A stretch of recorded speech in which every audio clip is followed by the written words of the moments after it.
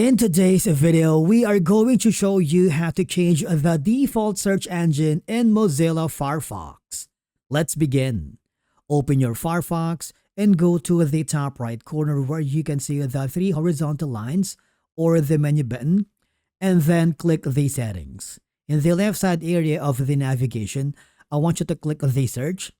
So here, this is where you can change the default search engine.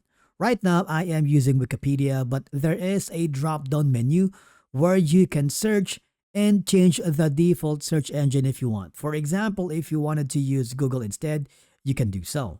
As you can see, you have multiple options to control the behavior of your search engine. You can check this box to show search terms in the address bar on results page.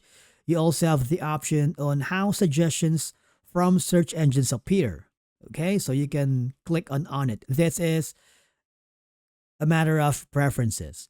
If you hover down below, as you can see, if you want to add a new search engine that is not listed here, all I have to do is click the add button. Okay, so search engine name is, let's say that's going to be Yahoo.